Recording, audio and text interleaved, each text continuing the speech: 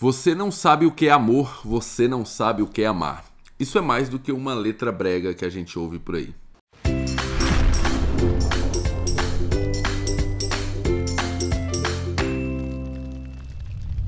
Olá pessoal, sejam bem-vindos ao canal Livros e Teologia. Meu nome é Rafael Pablo e hoje eu estou aqui para falar desse livraço. Pense num livro bom. E eu estou falando desse aqui, ó. A Regra do Amor, do Jonathan Leeman. Faz parte daquele Ministério 9 Marcas, da editora Fiel. Que livro bom! Talvez a melhor coisa que você vai ler sobre amor. Talvez você nunca leu sobre amor dessa perspectiva aqui do Jonathan Leeman. E aí o subtítulo já deixa muito claro para onde o Jonathan Leeman quer levar esse livro. Ele fala como a igreja local deve refletir o amor e a autoridade de Deus.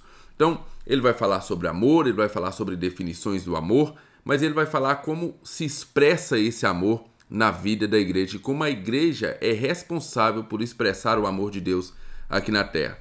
Então, é muito interessante. Eu vou falar apenas sobre o primeiro e o segundo capítulo. Se vocês gostarem, deixe lá embaixo para que eu fale sobre os demais capítulos. Ou então, você já vai lá embaixo na descrição desse vídeo, compra o livro e leia o restante, que é tão interessante quanto o primeiro e o segundo capítulo, tá bom? Eu vou trazer resenhas agora um pouco mais profundas, o vídeo vai ficar maior, sim, vai ficar maior, porque eu não quero simplesmente te convencer a comprar mais uma obra para colocar na sua estante, mas eu quero convencer você que esse livro vale a pena e vale a pena você comprar e ler rapidamente, tá bom? Então vamos aprofundar um pouquinho mais nos assuntos, fiz algumas pesquisas extra livros para trazer aqui para vocês também e simbora! Bem, é importante deixar claro, primeiramente, que eu não conheço nenhuma outra literatura que fale sobre o amor da forma como esse livro fala. Ele literalmente vai falar sobre o amor de uma forma bíblica e muito responsável. Eu não conheço outro livro que fale do amor da forma que esse livro fala. Outra coisa interessante é que nós vamos adentrar o primeiro e o segundo capítulo com minúcias, trazer aqui realmente o que o autor quis dizer, quais são os argumentos apresentados, e aí vai ficar uma resenha um pouco mais profunda, mas que vale muito a pena, ok? Então se você está muito ocupado aí, deixa só o áudio, vai escutando e veja se esse livro faz sentido para você. Então, dito isso, simbora! Mas antes eu preciso te convidar a se inscrever no canal, deixar o seu like, já acione o sininho para não perder nenhum dos nossos vídeos e se você puder também faça parte do Concílio Livros e Teologia. É lá onde a coisa rola, é lá onde os sorteios rolam e as nossas discussões também rolam por lá, tá bom? Então, clique lá embaixo no botão Seja Membro e ajude o Livros e Teologia a ir mais longe.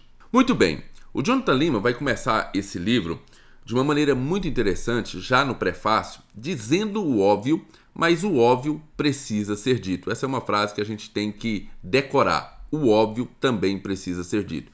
E o que ele vai dizer? E ele vai dizer o seguinte: a igreja não se deve orientar pelas melhores práticas de negócio, nem os melhores estilos da época. Olhem para Deus, porque o objetivo é a glória de Deus. E aí eu sei que você pode estar falando, tá, mas isso é muito óbvio, Rafael. Sim, é óbvio, mas nem toda igreja verifica isso. Se você notar hoje, as igrejas estão se orientando por aquilo que dá certo, pelo pragmatismo. Então o que dá certo trazer pessoas aqui? É worship? É trazer uma banda muito conhecida, um cantor evangélico muito conhecido? É isso que dá certo? Então, nós vamos fazer. O que dá certo? É promover alguns eventos e colocar luzes brilhantes e pintar a parede de preto? É isso que está dando certo? Então, é isso que nós vamos fazer. Eu não estou dizendo que todas as igrejas que fazem isso está errado. O que eu estou dizendo é que algumas igrejas, vendo que isso dá certo, acabam adotando isso para a sua igreja simplesmente pelo pragmatismo. Se é isso que está chamando gente, é isso que eu vou fazer. Muito bem, na introdução ele vai falar a respeito de 1 João 4,8, aquele versículo que diz Deus é amor. E aí eu quero que você pare e pense um pouquinho. O que esse versículo quer dizer? O que esse versículo realmente quer dizer? Você já parou para pensar nesse conceito de amor? Porque isso é um conceito de amor. Deus é amor. Não é Deus ama, não é que Deus possui amor, mas o próprio Deus é o amor. E aí ele fala o seguinte: não existe conceito de amor longe de Deus. Não existe conceito de amor abstrato que a gente olha por aí, vê o que é amor e aí a gente transfere para Deus. É ao contrário. Todo conceito de amor tem que vir de Deus.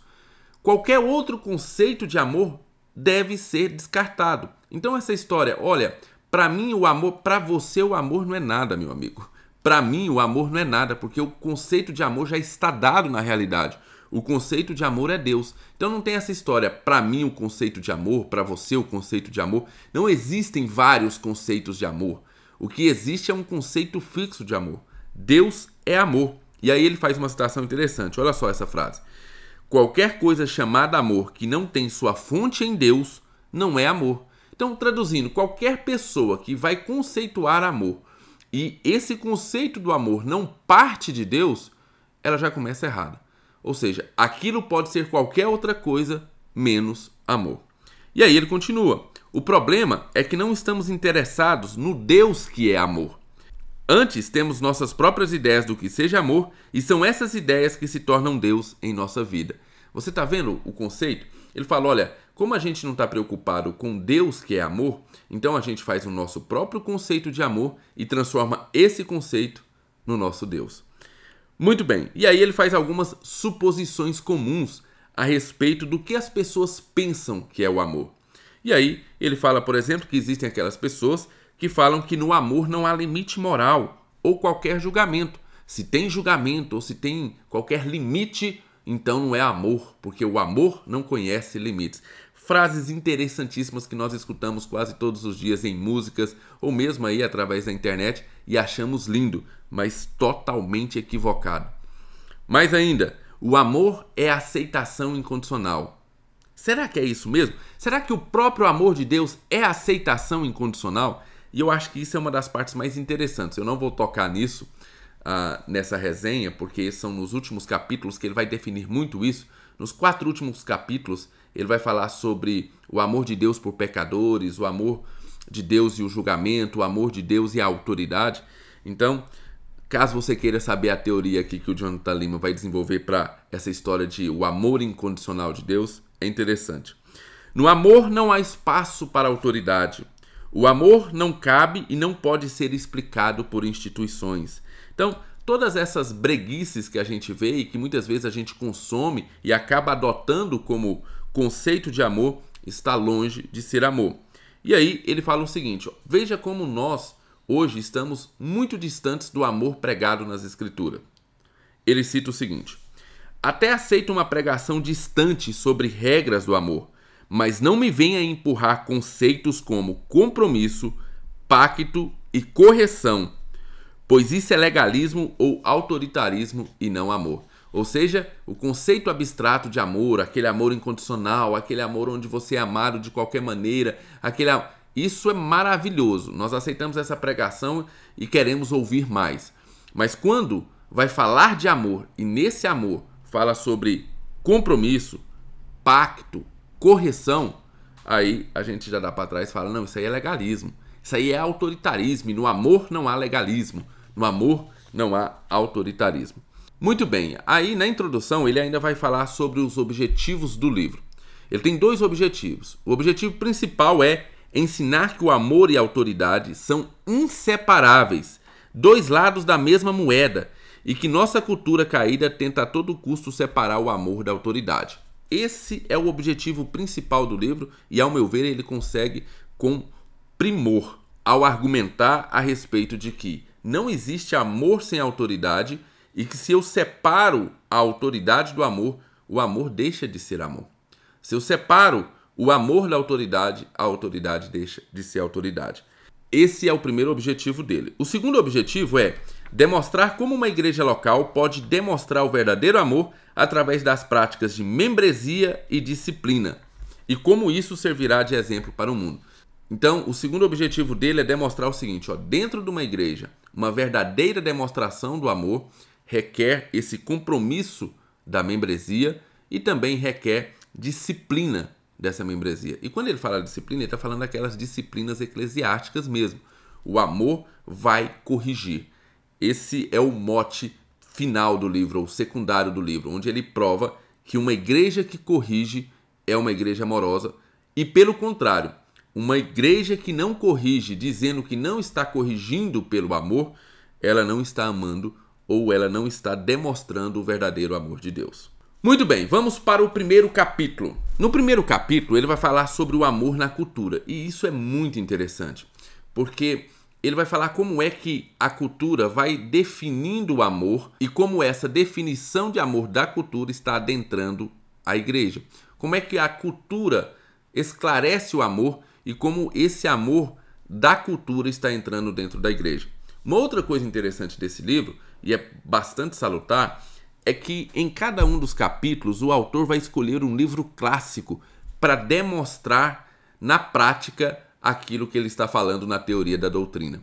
E ele utiliza isso de forma brilhante. O Jonathan Leeman é muito bom em escrever dessa forma, em fazer esse paralelo entre aquilo que ele está escrevendo doutrinariamente e algum exemplo na cultura, e aí ele tem pegado aqui a literatura para exemplificar aquilo que ele está falando. E é tão interessante que lá no final do livro ele dá a justificativa do porquê que ele está fazendo isso, porquê que ele está utilizando livros clássicos para exemplificar aquilo que ele está dizendo na teoria. E ele fala o seguinte: em minha experiência, boa literatura retrata a condição humana de uma maneira que um livro sobre doutrina, como este, não pode retratá-la. Lembro-me de que certa noite li consecutivamente um proeminente romancista não cristão e um preeminente teólogo cristão. O teólogo entendia mais acuradamente o pecado, suas interpretações eram perfeitas. Mas as ilustrações do romancista que mostravam a escravidão dos personagens ao pecado pareciam tridimensionais. Entrei naquele mundo, senti a escravidão. Foi como contemplar uma obra-prima digna de museu em comparação com figuras de palitos. Então ele está dizendo que ele mesmo teve essa experiência. Ao ler teólogos, ele viu a perfeição da definição, a perfeição da doutrina, mas ao ler boa literatura, ele viu aquilo que o teólogo estava dizendo na prática, como é que isso se dá no mundo real. E isso impactou ele. Então, fica aqui mais uma vez a minha insistência. Leia livros clássicos, leiam livros não cristãos clássicos. Eles demonstram na realidade aquilo que você lê na teoria ou na doutrina. No primeiro capítulo, para se ter uma ideia, o autor, o Jonathan Leeman, vai utilizar aquele livro A Letra Escarlate. Eu ainda não li esse livro, mas agora está com certeza nas minhas metas de 2021. Eu preciso ler esse livro que parece interessantíssimo. E aí ele vai falar a respeito do amor romântico de hoje. Como é que foi construído a noção de amor romântico que nós temos hoje? Ele vai nos alertar que essa construção desse amor romântico que nós temos hoje é perfeito para seres humanos pecaminosos fazerem e terem tudo o que querem. Superficialidade, amor líquido e amor descartável. Então ele vai falar, olha, essa construção que a própria cultura fez a respeito do amor, ela foi construída para que eu e você, seres pecadores, tenhamos tudo o que nós queremos. Então, basta eu dizer que é amor que agora ninguém pode discutir. Por mais errado que esteja, por mais inconstante que seja, por mais descartável que seja, basta eu dizer que é amor. É por isso que você vai ver pessoas falando que o amor acabou. Porque no conceito delas, o amor é líquido, o amor é descartável. E aí ele diz o seguinte: beleza é mais importante do que caráter. Ele está descrevendo o amor na cultura de hoje. Beleza é mais importante que caráter. Renda é mais importante do que constância. Comportamentos são mais importantes do que valores. Desempenho sexual é mais importante do que fidelidade. E aí as pessoas não entendem por que os relacionamentos não dão certo baseados em um amor como esse, né? Totalmente descartável e totalmente aparente. E aí, nesse primeiro capítulo, ele vai entrar nessa questão de amor em tribo, o amor tribalista. Não, não é o amor daquela música lá dos tribalistas. Ele está falando de um amor tribal. Ele percorre todo o livro falando a respeito do amor no singular, mas ele sempre está dando orientações também a respeito desse amor tribal. O que seria esse amor tribal? Seria basicamente um amor de grupo, mas não é um amor grupal, não é isso. É um amor de grupo no sentido de você ser amado por pertencer a um grupo. E ele fala dos perigos disso. Aqui ele está alertando, ao meu ver, deixa muito subentendido, alertando a respeito desses amor entre minorias, onde você pertence a um grupo e você se sente amado naquele grupo e você se sente aceito naquele grupo justamente porque aquele grupo pensa exatamente igual a você. Durante o livro ele faz diversos alertas aos perigos que o amor, entre aspas, desse tipo de relação entre grupos, onde você se sente pertencido e tal, é perigoso. Bem, ele ainda vai continuar no primeiro capítulo dizendo a respeito do conceito esquizofrênico que nós temos do amor dentro de uma igreja. E aí ele vai falar o seguinte: como é que nós definimos uma igreja amorosa? Como é que você define se a sua igreja é ou não amorosa com você? E aí, obviamente, com todo esse amor da cultura vindo para dentro da igreja, provavelmente nós definimos uma igreja amorosa da seguinte maneira: é uma igreja que nos faz sentir confortável e não julgado. Olha só, para nós uma igreja amorosa é aquela que nos faz sentir confortável e onde nós não somos julgados. Ou então, onde eu possa ser eu mesmo, uma igreja onde deixa eu ser eu mesmo. Isso está me lembrando muito um pregador por aí, não tem? O tal de Ed René, onde ele quer deixar as pessoas se sentirem elas mesmas. Pois bem, tem mais ainda. Qualquer indício de julgamento dentro dessa igreja é considerado legalismo ou falta de amor. Então, se a pessoa vai te corrigir, se ela vai falar: olha, meu irmão, você não está procedendo de acordo com o que as escrituras falam, você não está procedendo de acordo com o amor de Jesus Cristo. Logo vai vir de lá para cá falando que estão te julgando, que isso é legalismo, que essa igreja é muito legalista, que ela não te aceita como você é e assim por diante. Ele discorre isso, obviamente, bem melhor do que eu estou falando aqui. E aí ele termina com uma citação dizendo o seguinte: evangelho terapêutico, que é o evangelho que tem dentro dessas igrejas que não julga, que aceita você como você é mesmo, que não te disciplina, porque tudo isso é legalismo e falta do amor, ele chama essas igrejas de evangelho terapêutico. Ela diz o seguinte: evangelho terapêutico não se interessa muito em como ofendemos a Deus em nossos pecados. Antes foca em como nos curar das ofensas e abusos cometidos contra nós. Fala a verdade. Você já ouviu esse papo em algum lugar? Que você precisa ser curado, que você precisa de cura, que você precisa se perdoar, que você e assim por diante. Mas poucas vezes você vai ouvir dentro dessas igrejas que você precisa ter consciência de que você ofende a Deus, de que você precisa pedir perdão a Deus pelos seus pecados. É um absurdo, mas hoje em dia até isso está sendo questionado. Pessoas falando que você não precisa mais pedir perdão a Deus. O que mais? Nós temos aqui o Evangelho, e aí ele continua tecendo comentários dizendo o seguinte, e ele vai citar um outro autor chamado Paul Wilson. O Evangelho e a igreja existem, descreve Paul Wilson, para resolver problemas como esse, de mágoa, de não aceitação, de baixa autoestima. Ou seja, hoje o Evangelho se transformou nisso. A igreja se transformou em um grande centro de reabilitação. E aí continua. Devem fazer com que nos sintamos amados, importantes, validados, entretidos e energizados. Abordam os sintomas. Não nos dizem que nosso coração é de pedra e que precisa ser substituído. É Jesus para mim. Ele satisfaz meus desejos individuais e alivia minhas dores físicas. Tá vendo? Esse é o evangelho que você já conhece hoje. E aí, para terminar esse primeiro capítulo, eu preciso dizer e demonstrar como isso está dentro da cultura. E aí eu fui atrás na internet de conceitos sobre amor e aquilo que a internet, os vídeos aqui do YouTube falam a respeito do amor. E encontrei um vídeo de um canal chamado Quebrando o Tabu. Olha o que eu estou fazendo para fazer uma boa resenha para vocês. Estou vendo um vídeo de um canal que se chama Quebrando o Tabu. Pois bem, lá nós temos a doutora Regina Navarro, que é psicanalista e escritora, e ela está respondendo comentários que os seus seguidores fazem a respeito de amor. Mais precisamente nesse vídeo que eu vi sobre poliamor. E aí alguém comentou o seguinte a respeito do poliamor. Quem ama não sente desejo sexual por mais ninguém. Então alguma pessoa que estava ali estava falando, não existe essa história de poliamor. Porque se a pessoa te ama de verdade, ela não vai se sentir desejo sexual por mais ninguém. Agora veja a resposta da doutora Regina Navarro sobre o que é amor e sobre como o amor pode ser demonstrado e assim por diante. Ela diz o seguinte: isso é o que o amor romântico prega. O amor romântico prega a fusão das pessoas. Os dois transformam em um só, o que é uma coisa impossível, né? Então, primeiro, ela está falando que é impossível essa história dos dois transformarem em um só. É impossível essa baboseira descrita em Gênesis, de que deixará o pai e a mãe e se unirá à sua mulher e os dois se tornarão uma só carne. Isso é baboseira religiosa. E aí ela continua. O amor romântico nega a individualidade um do outro. Quem acredita nisso sofre.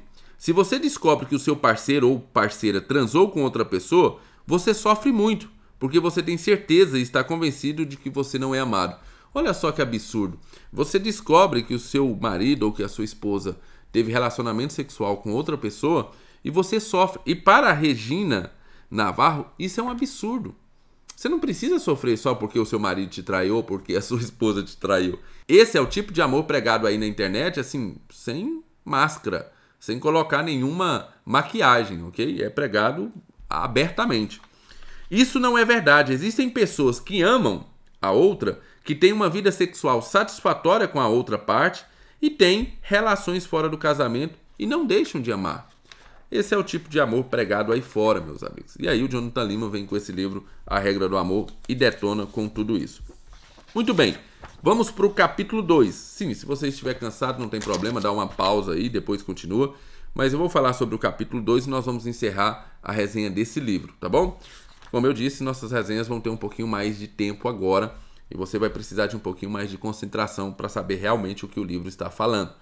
Mas vamos embora. No capítulo 2 é um capítulo muito interessante, onde o Jonathan Lima vai falar sobre o amor entre teólogos, como foi desenvolvido a ideia do amor entre os teólogos ou na teologia ao longo da história da igreja. Ele já fez isso aqui entre a cultura e agora vai fazer entre os teólogos. E para esse capítulo eu vou indicar uma aula do professor Clóvis de Barros, onde ele fala sobre o amor. E ele vai falar sobre o amor ali de Platão, Aristóteles e Jesus. Ok? Uma aula belíssima do professor Clóvis de Barros. Eu tenho um certo desconforto a respeito de como ele vai falar sobre o amor em Jesus. Acredito que a comparação aqui com Jonathan Lima é melhor, ou seja, o amor descrito por Jonathan Lima, o amor de Jesus descrito pelo autor aqui, eu acho bem melhor o conceito do que o do Clóvis de Barros, mas vai ser interessante por causa do seguinte: no livro, o autor vai falar do amor descrito por Platão, por Agostinho, por Lutero, e aí cita alguns outros filósofos bem rapidamente, e por Jesus. Então nós temos aqui uma comparação do amor descrito por Platão entre o professor Clóvis de Barros e o livro, e eu vou trazer aqui alguns detalhes a respeito disso. E aí, vamos começar então do amor descrito por Platão. Como é que era o amor em Platão? Como é que Platão enxergava o amor? O amor para Platão era uma palavra chamada eros. É um desejo ou um anseio pelo que não temos. Veja bem, tanto o Clóvis de Barros como o próprio Jonathan Lima vai concordar com essa definição de Platão. Vai dizer o seguinte: o amor em Platão é um amor daquilo que não temos, é o amor eros, é o desejo. Por isso que você vai ver sempre que vir a questão erótica, né, vindo desse radical aqui, eros, porque é o amor por aquilo que não temos. A partir do momento que você tem, já não é mais amor, porque se você tem, você já não deseja mais, você já tem aquilo. E aí ele vai falar o seguinte: quanto maior o desejo, maior o amor. Quando o desejo acaba, o amor também vai acabar. Então, esse é um paralelo entre os dois basicamente concordam com essa definição. E aí o professor Clóvis de Barros vai falar o seguinte: se você gastar a sua vida nesse tipo de amor, no amor eros, sempre haverá insatisfação, não importa aonde você chegou. Ou seja, não importa com quem você casou, sempre haverá o desejo por outra mulher. Não importa se você tem filhos, se você ama os seus filhos, porque o seu desejo era ter os filhos de outro. Ou seja, os filhos dos outros é que você desejaria ter. Não importa quantos livros você compre, porque o seu amor não é pelos livros que você já tem, é pelos livros que você ainda não tem, né?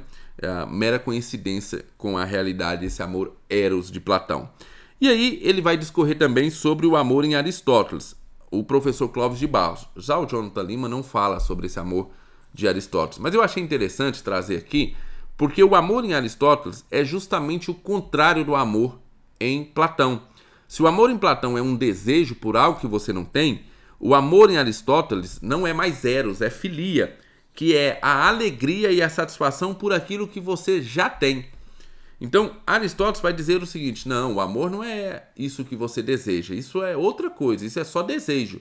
O amor é aquela alegria e aquela satisfação que você tem com as coisas que você já conquistou. Então, enquanto lá em Platão você desejava e amava os livros que você ainda não tem, em Aristóteles você vai amar e desejar, ou amar e se alegrar com os livros que você já tem, ok? Muito bem, e aí o professor Clóvis de Barros vai acabar falando desse amor em Aristóteles, dizendo que nós não fomos preparados para a filia.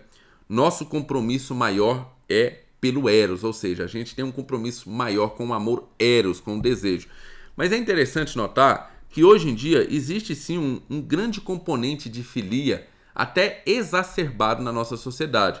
Você já deve ter ouvido aquela história: aproveite o dia, aproveite o agora, viva o agora. Isso vem desse conceito de filia, de você, olha, se satisfaça com aquilo que você tem agora. Não pense em coisas que você não tem, em coisas que você poderia ou não fazer. Aproveite agora. A vida é o agora. Esse é um bom conceito de pecado, né? Assim, se você isolar ele, você vai ver que é um bom conceito de pecado. É você, não pensa no depois. Não pensa nas pessoas que você pode machucar. Pensa na satisfação que você vai ter agora. Bem, e aí nós temos o professor Clóvis de Barros falando sobre o amor ágape, que segundo ele é o amor de Jesus. Mas aqui no livro nós temos uma discordância. Ele vai falar sobre o amor ágape, mas ele vai falar que o amor de Deus não é só ágape. Não é só o conceito, pelo menos, que nós temos de ágape.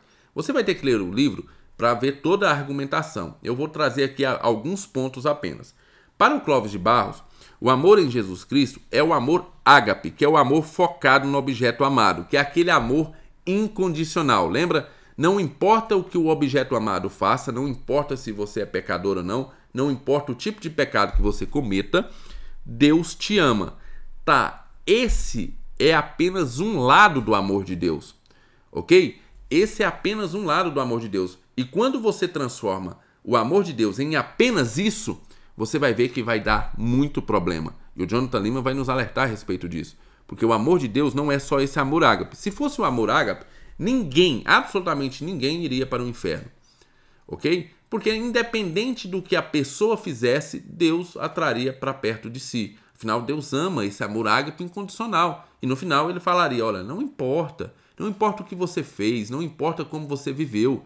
Eu amo você e você estará aqui perto de mim. Então, esse amor, nós temos um problema, porque esse é um amor que não é o amor de Deus, mas muitas vezes é colocado como se fosse a única forma do amor de Deus. Muito bem, agora nós temos aqui no livro, então, o Jonathan Lima falando a respeito do seguinte, olha, o conceito de amor de Deus em Agostinho é o verdadeiro conceito do amor na Bíblia. E ele vai falar que o amor e o conceito de amor de Deus é uma mistura do amor eros, lá do Platão, com o amor ágape.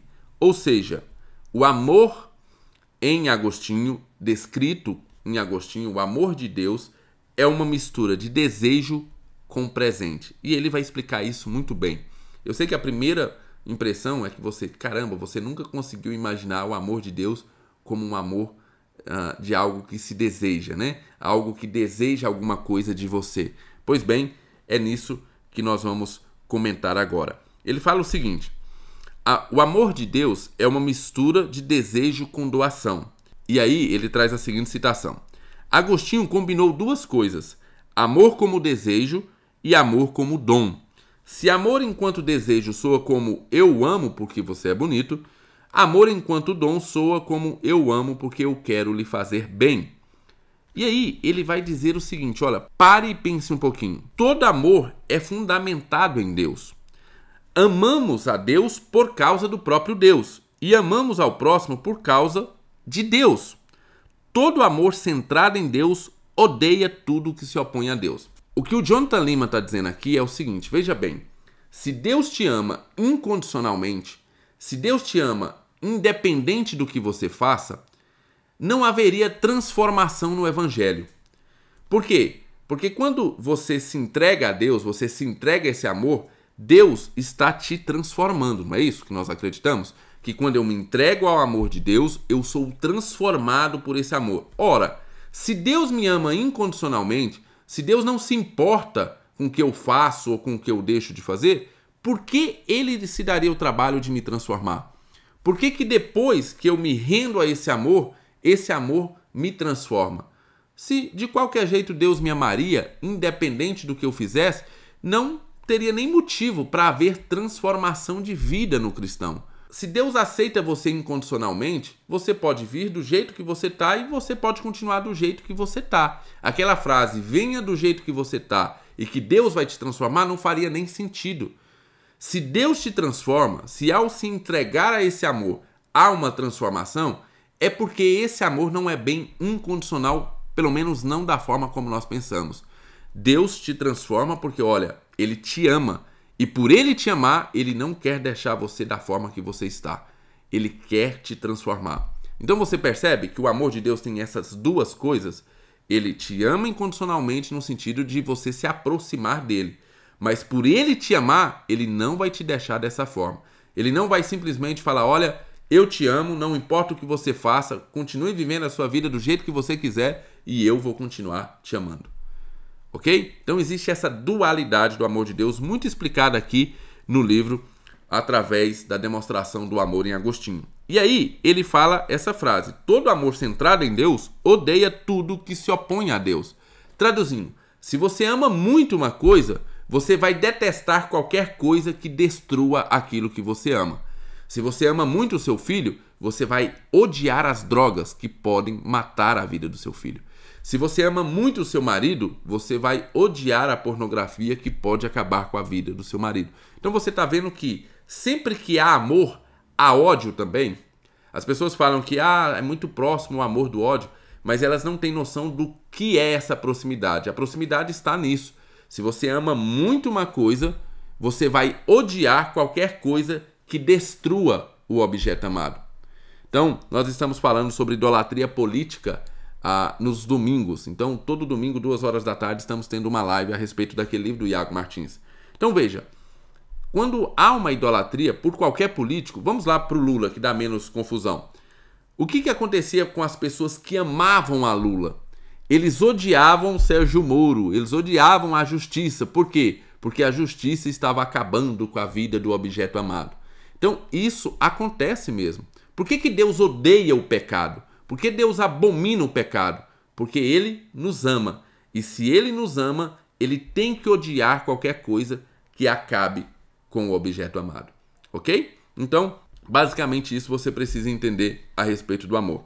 E eu quero acabar com uma crítica que o Jonathan Leeman faz ao amor em Lutero, a definição de amor em Lutero. Ele vai falar exatamente isso. Ele vai falar que Lutero foi o que deu o pontapé inicial para começar com essa história do amor incondicional e, dessa forma, perverter o amor de Deus. Literalmente é isso que ele diz no livro. Ele vai fazer severas críticas a Lutero e sobre esse amor incondicional e sobre como ele não deveria ter mexido no conceito de amor lá de Agostinho. Ele fala o seguinte, olha só. Agostinho e os que o seguiram combinavam amor como desejo e amor como dom altruísta. Mas uma tradição de teólogos, seguindo Lutero, descartou o Eros. Ágape é cristão, eles diziam. Eros é platônico. O amor cristão é um dom incondicional, dizia, o pessoal de Lutero. No processo, porém, esses teólogos abriram caminho para universos alternativos, mudando um universo em que Deus ama, sobretudo, Deus, por um universo em que ele ama mais a humanidade.